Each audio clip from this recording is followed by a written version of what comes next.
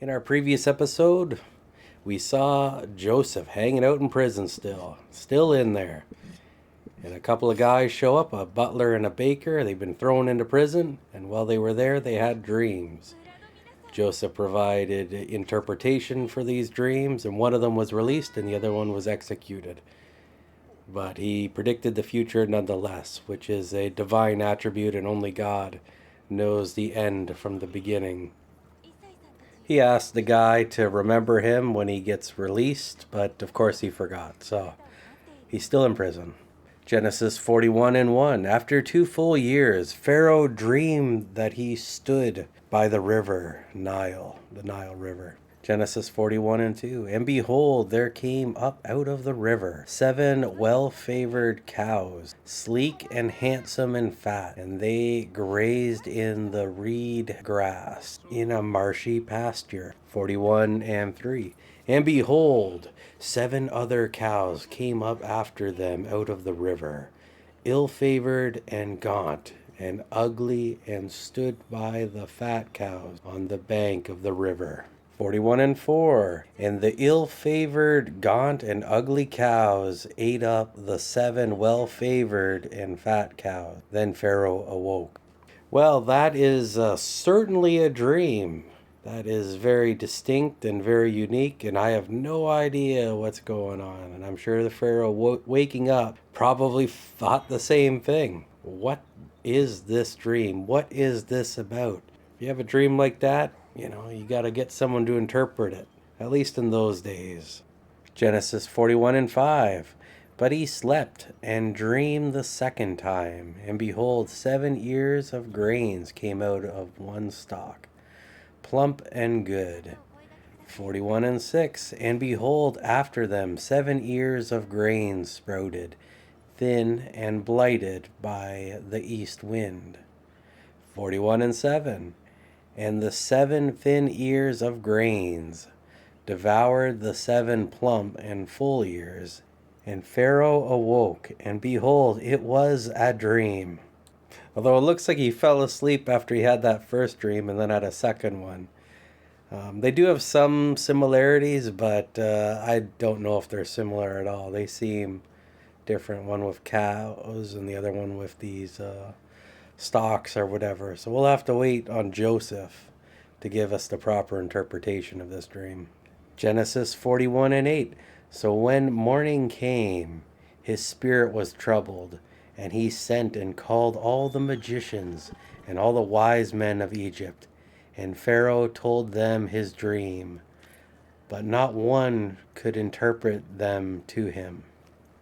Well, that's exactly the right thing to do. You get all the smart people around, and hopefully they're worth something, and they will be able to provide a interpretation. But turns out that there was no one in that grouping that was able to provide an interpretation. Of course, our butler here, the one that escaped death and saw a man interpret dreams, he just forgot about all this. Genesis 41 and 9. Then the chief butler said to Pharaoh, I remember my faults today. Ah, he remembers. Do tell more, butler. Genesis 41 and 10.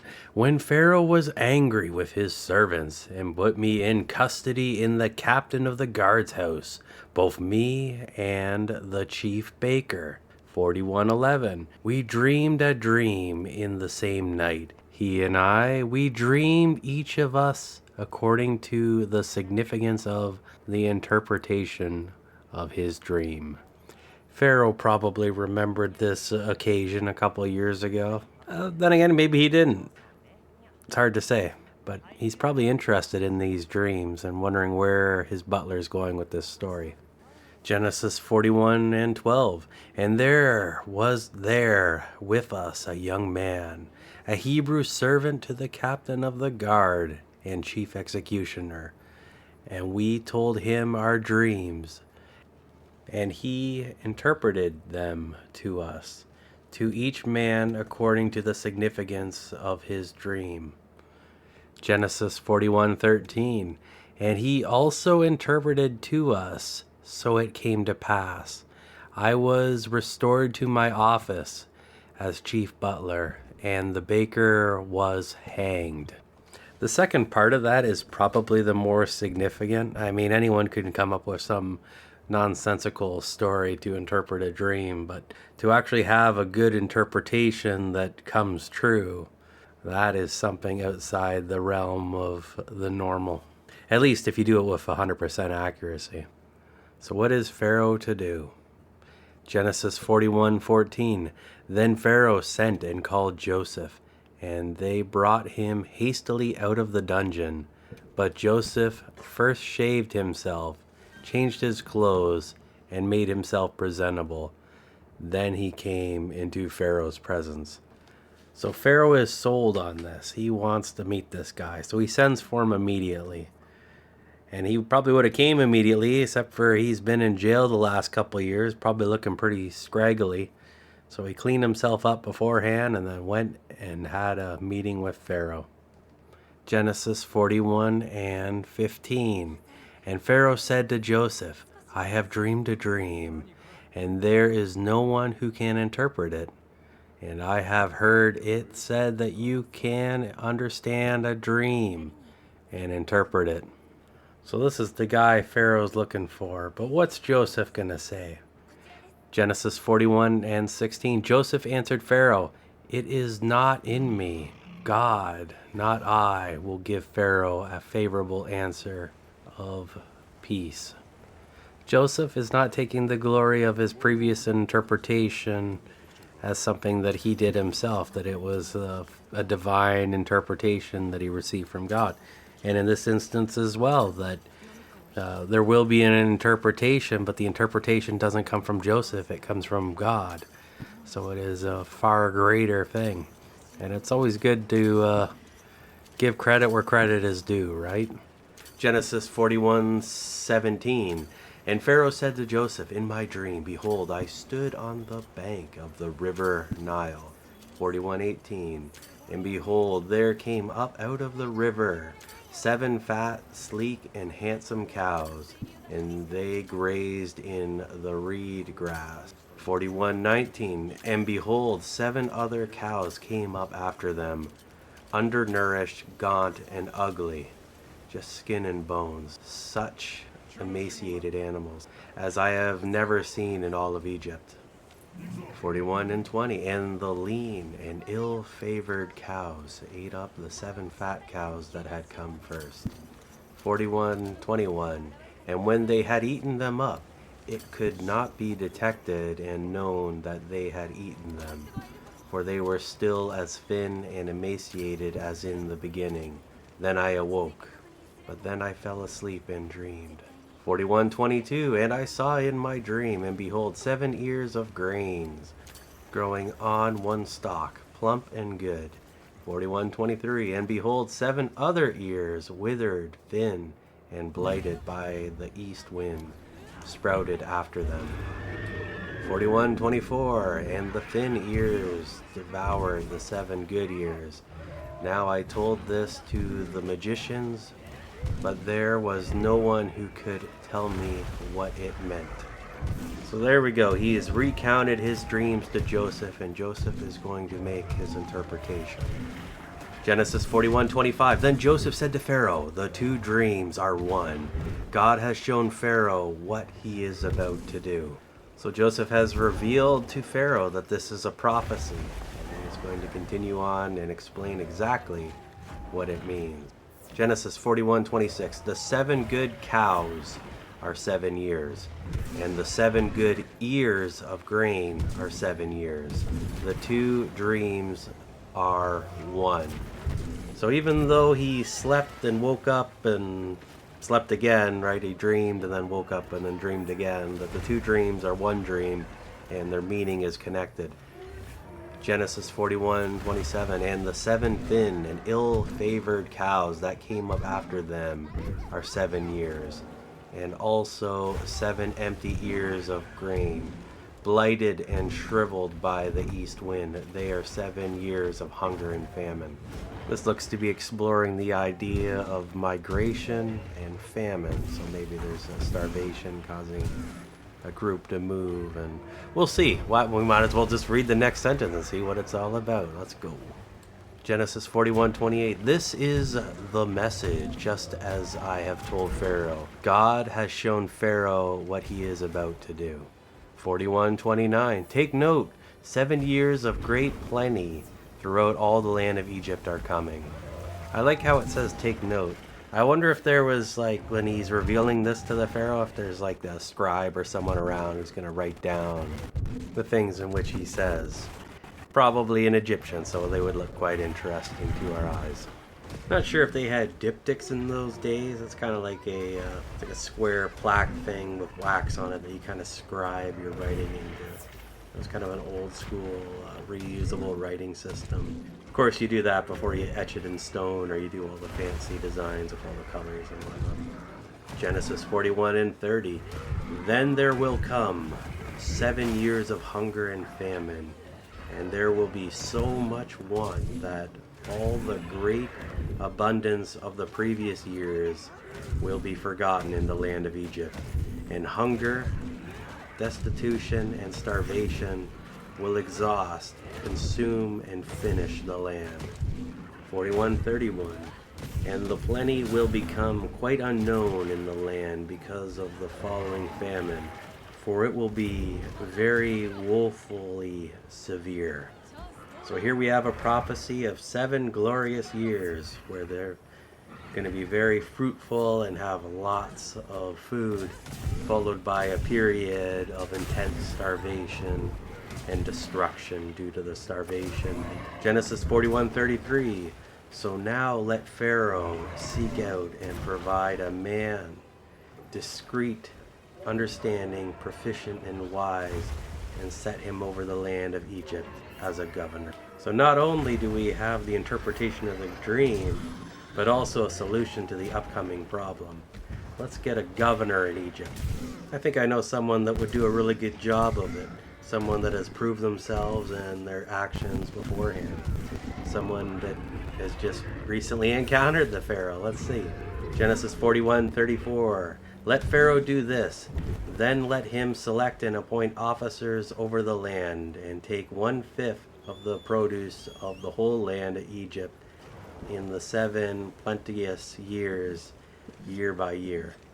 41:35. And let them gather all the food of these good years that are coming, and lay up grain under the direction and authority of Pharaoh, and let them retain food in fortified granaries in the cities. So during the times that are good, when all the collection is easy due to the plentiful crops, they're going to save a portion of them, 1/5 of them every year, so that when trouble comes, they have food ready for them. I'm not sure how the mechanics of this work. Like, do they just every year they put aside a portion? Or is it like you put a portion aside the first year, and then in the next year you eat that portion first, and then you replace the original portion, and then you add another portion, and then you keep building up a stockpile of food that's relatively new so you don't have spoilage? Like, there's got to be some sort of mechanics that work that way. I mean, I guess you could do it the first way, but I just wonder how long this food lasts before, like, pests and animals or whatever get at it, or whatever goes bad. So there's probably some clever way of doing this that is not really discussed in here, and it would be up to that governor to look after that anyway. Genesis 41:36. And that food shall be put in store for the country against the 7 years of hunger and famine that are coming upon the land of Egypt, so that the land may not be ruined and cut off by the famine. This makes sense. If you got food stock, even if you can't grow anything, you can just eat it and try to outlast the famine, and that sounds like a good strategy to me, rather than starving to death. That's a real threat. Genesis 41:37. And the plan seemed good in the eyes of Pharaoh and in the eyes of all his servants. So there we go. We got other servants here that are probably listening in, unless this is some sort of reflective documentation of this conversation, and it's like the news kind of spread and everyone's like, yeah, I think he's right about this. But I don't know. I think it was probably a bunch of servants around listening. And you almost wonder, too, just how this went down. It's like, well, who is this prisoner, right? He comes in here, and he just explains all these wonderful things, and they're just all probably in awe of him. Genesis 41:38. And Pharaoh said to his servants, can we find this man's equal, a man whom is the Spirit of God? 41:39. And Pharaoh said to Joseph, for as much as your God has shown you all this, there is nobody as intelligent and discreet and understanding and wise as you are. 41:40. You shall have charge over my house, and all my people shall be governed according to your word, with reverence, submission, and obedience. Only in matters of the throne will I be greater than you are. There we go. Looks like Pharaoh found the right guy to take on the job. Those magicians, they were kind of disappointing. They weren't able to kind of figure things out. But here we go. We have Joseph. Comes in here, shaves his beard off, gets himself cleaned up, goes in to see the Pharaoh, explains exactly what the dream's about, and gives a good interpretation of it, and comes up with a solution to prevent the death of the people from the famine. It's just wonderful. It's probably a good thing that the butler didn't reveal that Joseph did this way back when he first did. Because, you know, if Joseph would have got out previously, maybe he wouldn't even be here to provide this solution. So God probably prevented the butler from saying these things way back then to keep him in the position that so that Joseph could look after Egypt later on, right? There's probably some sort of setup that way that Joseph had to be in that position for that amount of time for God to use him like he's using him right now. Genesis 41:42. And Pharaoh took off his signet ring from his hand and put it on Joseph's hand and arrayed him in official vestments of fine linen and put a gold chain around his neck. Joseph has just been promoted. He was formerly looking after the prisons, and now he's running the country. Talk about skipping a couple job positions in between, right? Like he just went from zero to running the place, and that's kind of incredible.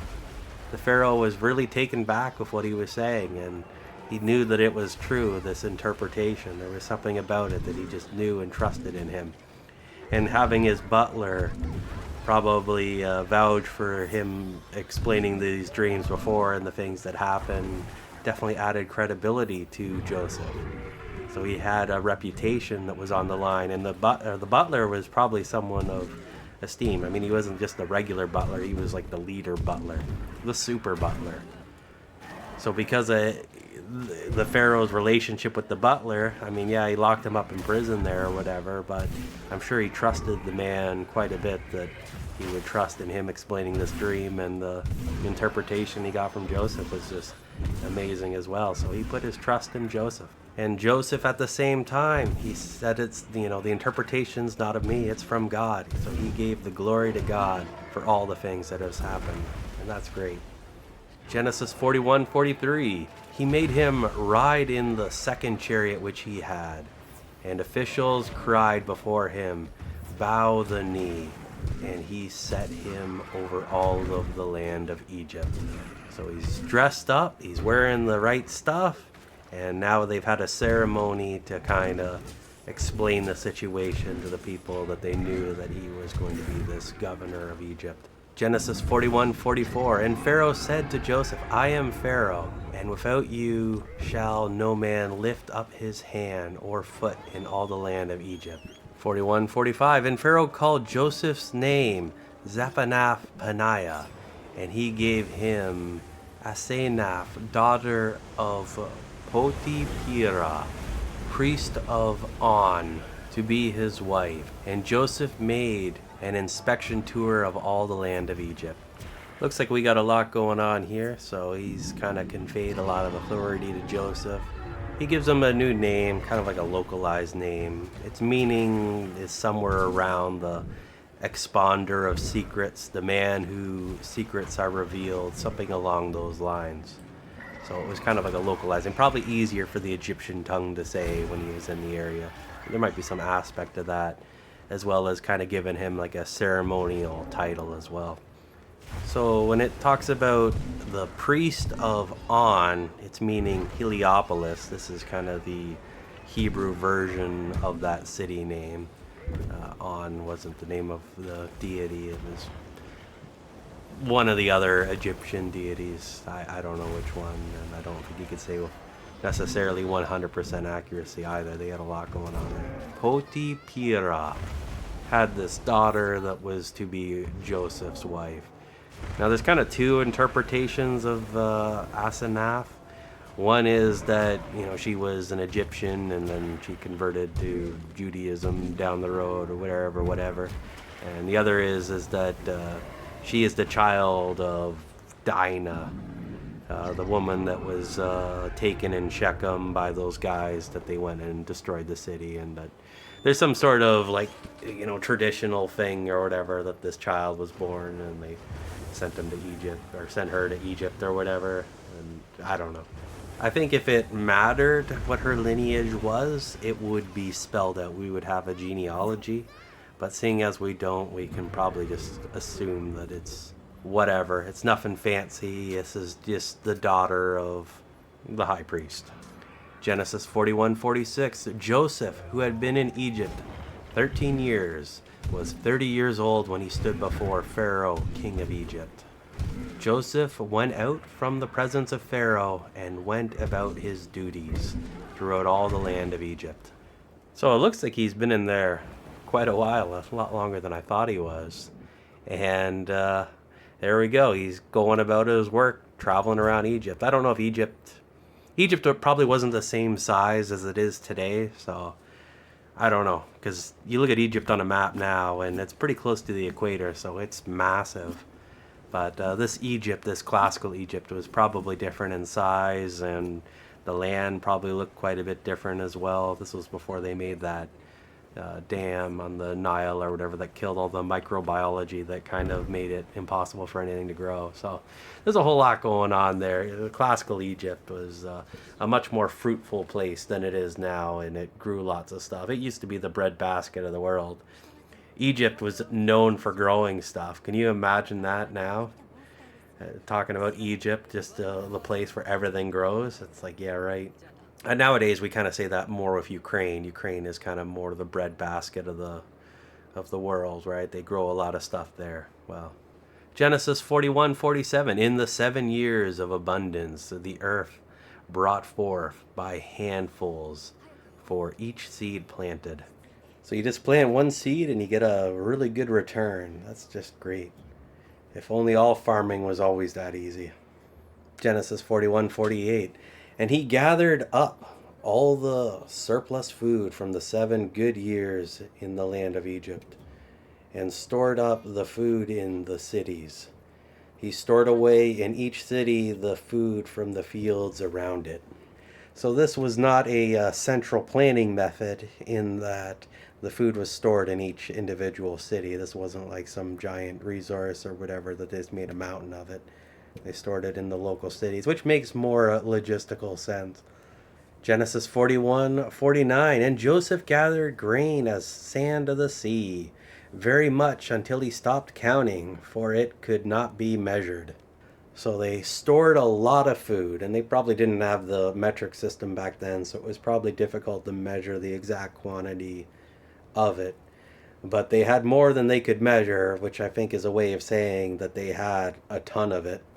Lots and lots of it, more than they probably thought they could have. Genesis 41:50. Now to Joseph were born 2 sons before the years of the famine came, whom Asenath, daughter of Potipherah, the priest of On, bore to him. Well, there we go. Joseph has 2 sons. This is great. And before the famine, so this was within 7 years, right? Genesis 41:51. And Joseph called the firstborn Manasseh, meaning making to forget. For God, he said, had made me forget all my toil and hardship and all my father's house. 41:52. And the second he called Ephraim, to be fruitful. For he said, God has caused me to be fruitful in the land of my affliction. Now, something I kind of wonder about, because it doesn't explicitly say it right here, was were these sons circumcised? And I'm sure we'll find out later on whether they were or weren't, and that should be interesting as well. Because the question becomes, even though he's living in a foreign land, one that is not of his father and not the promised land, is he still following the tenets that were given to him by God as part of the Abrahamic covenant?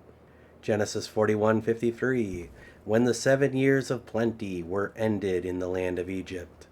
41:54, the 7 years of scarcity and famine began to come, as Joseph had said they would. The famine was in all the land, including the surrounding area, but in all of Egypt there was food. This was a very large famine and covered a very big area. But the people of Egypt, they put away their food, so they were ready for it. Genesis 41:55, but when all the land of Egypt was weakened with hunger, the people there cried to Pharaoh for food, and Pharaoh said to them all, go to Joseph, what he says to you do. 41:56, when the famine was over all the land, Joseph opened the storehouses and sold to the Egyptians, for the famine grew extremely distressing in the land of Egypt. 41:57, and all countries came to Egypt to Joseph to buy again, because the famine was severe over all the known earth. So here we go. We're in the midst of a famine, and Egypt has all this food stored up. Joseph is able to open the doors to the storehouses and start selling the food. Selling it to the locals so that they are able to sustain themselves, but at the same time, he's also selling it to neighboring countries and civilizations. We have seen a few famines now in the book of Genesis, and on multiple occasions, the Hebrew people have come down to Egypt to get food. I wonder if that's going to happen again. Are they going to come down and get food? Are they affected by this famine? And will they see Joseph there? And will they recognize him? There's so much here, so much setup for a reunion. Oh, it's just exciting. Of course, the other aspect of this, we got the idea of an individual being sent into a terrible place, and from that terrible place being able to provide a form of salvation to the multitude. There's a lot of like little patterns and little setups like that throughout the Bible. A lot of the times you're just reading a story of history, but a lot of times those historical stories are patterns for future events, things that we will see later, things that we will see repeated. And I think we see some of that here with Joseph, here in Egypt. We saw this pattern in the previous chapter when combined with this one, in that you have a short-term prophecy, the 3 days or whatever, and he predicted the outcomes. And because of that prophecy, he has credibility for a longer-term prophecy, which is, in this case, the after 7 years of famine. So the credibility is in the accuracy, in the repeated accuracy. You have to predict things that happen short-term to confirm that the long-term stuff will be right. And they kind of get into the test of the prophet and all that. We get into that more later on. It gets more kind of flushed out later, but the pattern for it exists way back here in early Genesis, and this isn't even the first prophecy either. We do have other ones that we kind of went over as well, so it is kind of neat. It's really cool how the Bible's set up in patterns that way, that if you didn't read the whole thing or weren't familiar with the whole thing, or if stuff was left out when it was like read to you, whatever, it doesn't matter what the circumstance is, that because it's all patterns and it kind of repeats, that you still get the full picture even if you don't see the whole thing, which is kind of cool and kind of interesting as well. There's so much that goes on here in the book of Genesis, and either way, we're at the end of the chapter.